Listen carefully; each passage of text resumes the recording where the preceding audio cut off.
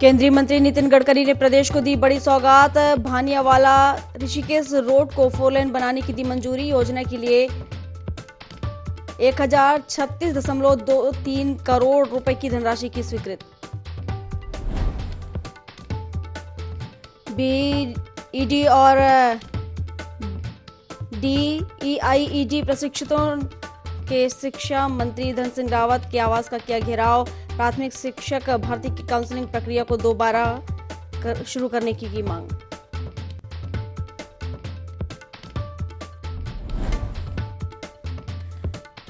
प्रदेश के मुख्य सचिव पहुंचे पिथौरागढ़। नैनी सैनी एयरपोर्ट को बेस हॉस्पिटल का किया निरीक्षण। बेस हॉस्पिटल और नैनी सैनी एयरपोर्ट को जल्द संचालित करने का दिया आश्वासन।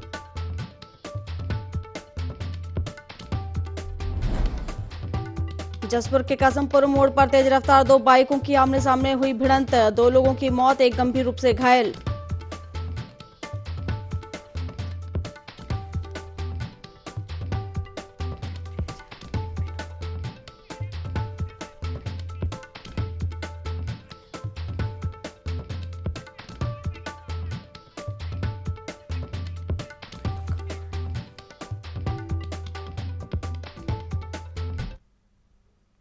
नमस्कार, देवभूमि लाइव में आप सभी का स्वागत है। मैं हूं आपके साथ प्रियंका। शुरुआत करते हैं। उत्तराखंड वासियों को बड़ी सौगात मिली है। जहां सीएम धामी ने बड़ी सौगात उत्तराखंड वासियों को दी है, तो उत्तराखंड को केंद्र की बड़ी सौगात मिली है। केंद्रीय मंत्री नितिन गडकरी ने प्रदेश को सौगात दी है। तो भनियावाला ऋषिकेश रोड को 4 लेन बनाने की मंजूरी दी गई है। तो योजना के लिए 1036 करोड़ 23 लाख की धनराशि स्वीकृत की गई है। तो बड़ी सौगात देहरादून वासियों को यानी कि उत्तराखंड वासियों को मिली है और केंद्र सरकार की तरफ से ये सौगात दी गई है। जहां केंद्रीय मंत्री नितिन गडकरी ने प्रदेश की जनता को ये सौगात दी है। भनियावाला ऋषिकेश रोड को 4 लेन बनाने को लेकर अब मंजूरी मिल चुकी है, यानी अब वहां पर 4 लेन बनाई जाएगी। तो योजना के लिए राशि स्वीकृत की गई है। भनियावाला ऋषिकेश रोड को 4 लेन बनाने की मंजूरी अब मिल चुकी है और योजना के लिए 1036 करोड़ 23 लाख की धनराशि स्वीकृत की गई है।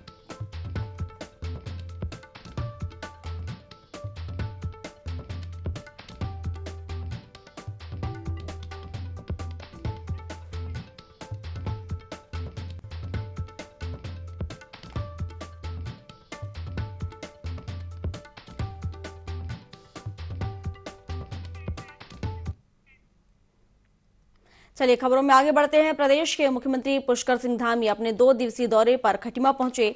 जहां शहर के मुख्य चौक पर थारू जनजाति महिलाओं को देख सीएम धामी ने अपना काफिला रोक लिया। जब सीएम धामी नीचे उतरे तो महिलाओं ने महिला आरक्षण बिल को मंजूरी देने पर उनका आभार जताते हुए उनका जोरदार स्वागत किया, जिसके बाद उन्होंने बीजेपी जिला कार्य समिति की बैठक में शिरकत की। इस दौरान मुख्यमंत्री के साथ बीजेपी प्रदेश संगठन महामंत्री अजय कुमार उपस्थित रहे।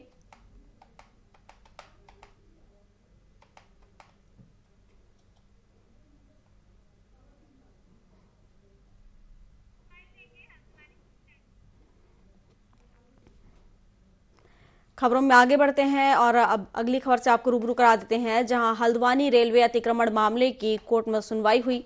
इस दौरान रेलवे ने 8 हफ्ते का समय मांगा, जिसके चलते अब सुप्रीम कोर्ट ने अगली सुनवाई 2 मई को तय की है। बता दें कि नैनीताल हाई कोर्ट ने रेलवे की 29 एकड़ जमीन से 4365 घरों को ध्वस्त करने का आदेश दिया था, जिसके बाद 5 जनवरी को सुप्रीम कोर्ट ने हाई कोर्ट के आदेश पर रोक लगा दी थी। साथ ही राज्य सरकार और रेलवे से अपना पक्ष रखने को कहा। इस दौरान रेलवे और राज्य सरकार की ओर से सुप्रीम कोर्ट में 8 सप्ताह का समय मांगा गया।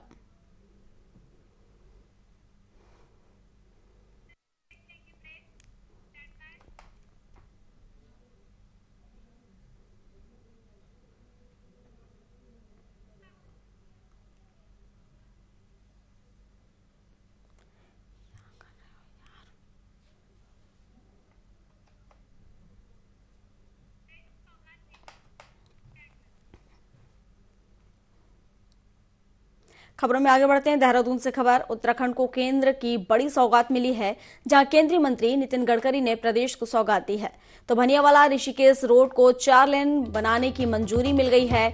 योजना के लिए 1036 करोड़ 23 लाख की धनराशि स्वीकृत की गई है। तो केंद्रीय मंत्री नितिन गडकरी ने प्रदेश की जनता को ये सौगात दी है, जहां अब भनियावाला ऋषिकेश रोड को 4 लेन बनाने को मंजूरी दी गई है। तो योजना के लिए 1036 करोड़ 23 लाख की धनराशि स्वीकृत की गई है। देहरादून से एक खबर, जहां उत्तराखंड को केंद्र की बड़ी सौगात मिली है, जहां पर 4 लेन बनाई जाएगी। केंद्रीय मंत्री नितिन गडकरी ने प्रदेश की जनता को यह सौगात दी है। तो अब भनियावाला ऋषिकेश रोड को 4 लेन बनाया जाएगा, जिसको लेकर मंजूरी दी गई है और योजना के लिए 1036 करोड़ 33 लाख की धनराशि स्वीकृत की गई है।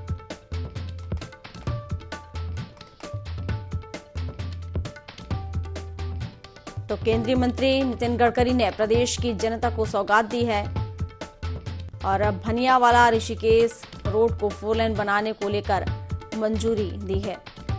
तो अब योजना के लिए 1036 करोड़ 23 लाख की धनराशि स्वीकृत की गई है।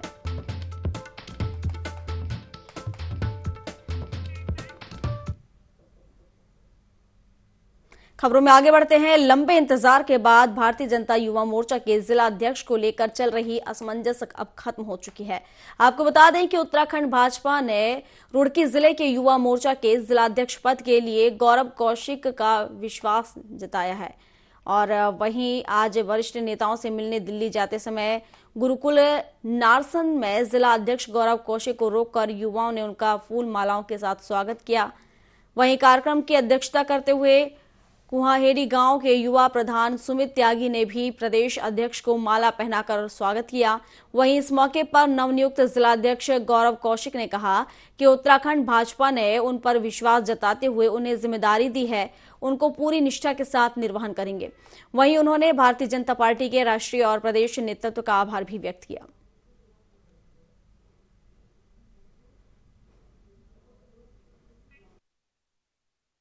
सबसे पहले तो आपके चैनल के माध्यम से मैं अपने प्रदेश नेतृत्व और जिला नेतृत्व का आभार व्यक्त करता हूं, जो उन्होंने मुझे संगठन में इतनी अहम जिम्मेदारी दी। और उसी के निमित्त आज सत्र चल रहा है लोकसभा और राज्यसभा का। तो हम अपने जो उत्तराखंड से सांसद हैं, हरिद्वार के सांसद डॉक्टर रमेश पोखरियाल निशंक जी, उनसे और सभी सांसदों से आज हम उन सभी का आभार व्यक्त करने के लिए दिल्ली जा रहे हैं। कार्यकर्ता हैं सुमित त्यागी जी, स्वागत के लिए इन्होंने बीच में बोला कि रुकना करके, तो हम रुके, अपने अच्छे कार्यकर्ता हैं। खबरों में आगे बढ़ते हैं। जोशीमठ के बाद ऋषिकेश कर्णप्रयाग रेल लाइन निर्माण से लेकर रुद्रप्रयाग जनपद के खाखरा गांव में भी दरारें पड़ रही हैं। बता दें, गांव के नीचे से बन रही टनल की वजह से यहां के घरों में मोटी मोटी दरारें पड़ चुकी हैं। ग्रामीण अपनी समस्याओं को लेकर कई बार रेल लाइन निर्माण कर रही संस्था से मिल चुके हैं, लेकिन ग्रामीणों को ना तो मुआवजा मिल पा रहा है और ना कोई अन्य कार्रवाई हो रही है। ग्रामीणों में कार्यदायी संस्था के अलावा शासन प्रशासन के खिलाफ आक्रोश व्याप्त है। हमारे घरों में जो दरारें पड़ी हैं, अभी तक उसका सरकार ने कोई भुगतान नहीं किया है। हमारी यही मांग है कि उसका भुगतान तुरंत किया जाए और जो हमारे ये प्रदूषण से हमारी गाय बच्ची वातावरण पूरा दूषित हो रहा है, उसके बारे में सरकार कुछ निदान निकाले। नहीं तो हम यहाँ पे रेलवे ऑफिस में जाके अपना धरना प्रदर्शन करेंगे और भूख हड़ताल में बैठेंगे। ये रेलवे का काम हुआ है तब से हर दिक्कतें हैं, लेकिन ग्रामीणों ने भी ये सोचा कि ये दिक्कतें हो रही, इनका समाधान होगा। इन्होंने भी आश्वासन दिया, लेकिन आज एक भी समस्या का समाधान नहीं हुआ। घर में दरारें पड़ चुकी हैं, घर जर्जर हालत में है। धूल प्रदूषण से बच्चे बीमार हो रहे हैं, वृद्ध लोग बीमार हो रहे हैं, लेकिन कहीं कोई सुविधा नहीं है। हमारी मांग है कि इन घरों का जो भी आपकी वजह से नुकसान हुआ है, इनका आकलन किया।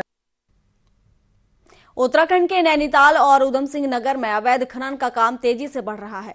वन आरक्षित क्षेत्रों में आए दिन अवैध खनन करने खनन माफिया सरकार के राजस्व पर लाखों का चूना लगा रहे हैं। ऐसा ही एक मामला जय स्टोन क्रेशर के पास गुलजारपुर वन से सामने आया है, जहां खनन माफिया और वन विभाग के गठजोड़ में जंगल नष्ट होते जा रहे हैं, जिसकी वजह से आसपास क्षेत्रों में जंगल का संकट भी मंडराने लगा है। तो जल का संकट भी मंडरा रहा है और कांग्रेस के पूर्व विधायक रणजीत सिंह रावत ने मुख्यमंत्री पर आरोप लगाते हुए कहा कि अवैध खनन करने की अनुमति कुछ लोगों को दी गई है। उन्होंने बताया कि काशीपुर से लेकर बाजपुर तक स्थित कोसी नदियों में रात दिन पोकलैंड मशीन लगाकर अवैध खनन किया जा रहा है, जबकि नदियों में खनन के दौरान मशीनों का प्रयोग किया जाना पूरी तरह से प्रतिबंधित है। वन विभाग जो तराई पश्चिमी रामनगर लग रहा है, उसके अधीन एक वन विभाग चौकी पड़ती है, जूरखा और गुलजारपुर चौकी। इसमें जंगल हैं जिसमें बेशकीमती लकड़ी, सागौन और खैर के जंगल हैं और कोसी से लगते हुए जंगल हैं। कोसी में तो खनन रात में चल ही रहा था, साथ में जंगलों के अंदर भी हो रहा है। लगभग 100 से अधिक एकड़ में जंगलों को खोद लिया गया है। बार बार सूचना हमने दी, लेकिन अभी तक कोई कार्रवाई ऐसी अमल में आई नहीं है जिससे ये जो जंगल उजड़ रहे हैं उनको रोका जा सके या बचाया जा सके। ये रोड बहुत ज़्यादा चलती है और बहुत ज़्यादा परेशान है। बच्चे स्कूल जाते हैं, सिंगल रोड है। सिंगल रोड पे कोई चलाने का वाहन, बड़े वाहनों का मतलब नहीं रहता। बहुत ज़्यादा रोड चल रही है, स्कूल के बच्चे भी आने जाने से परेशान है। सिंगल रोड है, इसके अलावा इतना नहीं है, पर फिर भी चलाते हैं लोग।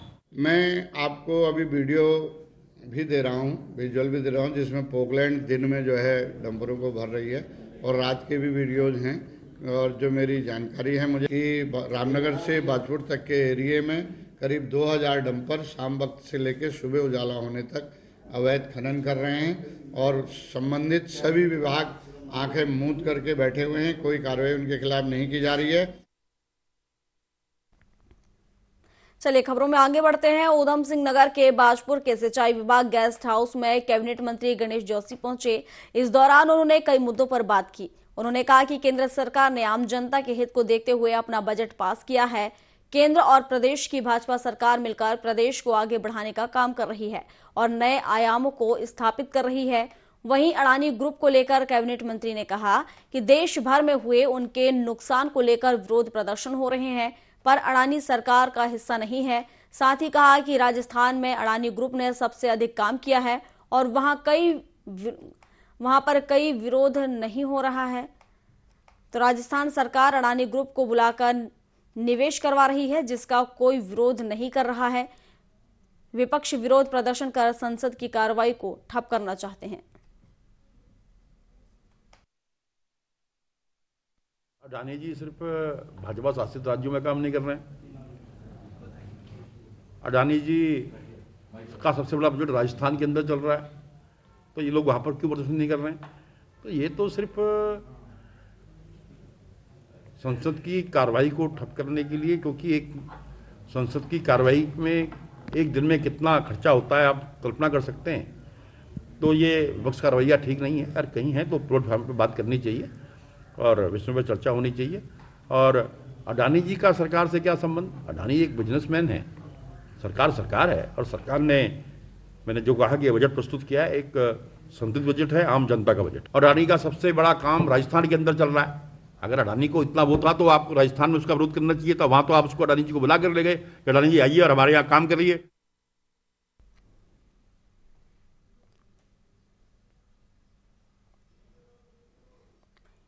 ये बाजपुर से आपको खबर बता रहे हैं, जहां सिंचाई विभाग को लेकर चर्चा की गई। बता दें कई मुद्दों पर बातचीत की गई है। तो राजस्थान सरकार अडानी ग्रुप से निवेश करवा रही है और सभी वर्गों को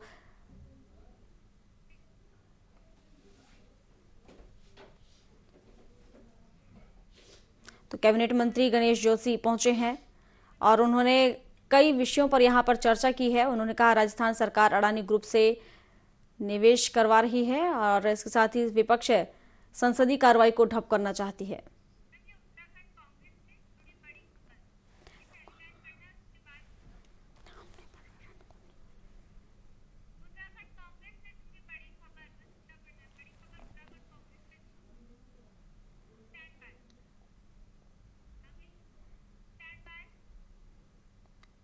चलिए खबरों में आगे बढ़ते हैं और खबर बता देते हैं, जहां उत्तराखंड कांग्रेस से जुड़ी ये बड़ी खबर है जो आपको बताने जा रहे हैं। बता दें कि उत्तराखंड कांग्रेस से जुड़ी ये बड़ी खबर, जहां पूर्व सीएम हरीश रावत और पूर्व प्रदेश अध्यक्ष प्रीतम सिंह की मुलाकात हुई है। दोनों नेताओं की प्रीतम सिंह आवास पर मुलाकात हुई है तो दोनों नेताओं के बीच 1 घंटे तक चर्चा चली है। तो दोनों नेता पिछले कई सालों से एक दूसरे के धुरंधर हैं और कांग्रेस नेताओं की इस मुलाकात के कई मायने निकाले जा रहे हैं। तो उत्तराखंड कांग्रेस से जुड़ी ये बड़ी खबर आपको बता रहे हैं, जहां पर पूर्व सीएम हरीश रावत और पूर्व प्रदेश अध्यक्ष प्रीतम सिंह की मुलाकात हुई है और इस मुलाकात के कई मायने निकाले जा रहे हैं। बता दें, दोनों नेताओं की प्रीतम सिंह आवास पर मुलाकात हुई है।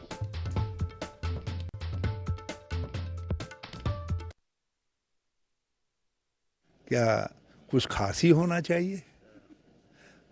प्रीतम सिंह जी हमारे राज्य के, हमारी पार्टी के सबसे महत्वपूर्ण नेताओं से हैं, तो उनके पास उनसे तो बात करनी ही पड़ेगी। और भी मुझको तो वैसे भी बात करनी पड़ेगी, क्योंकि मैं इनके पिताजी का भी आभारी हूँ और इन्होंने भी हमेशा मेरा साथ दिया है। रावत जी हमारे वरिष्ठ नेता हैं और समय समय पर जो है उनका मार्गदर्शन मिलता रहता है। तो वो आज आए, तो जब आए तो स्वाभाविक बात है कि कांग्रेस कैसे मजबूत हो, इसके लिए जो है वार्तालाप होता रहता है।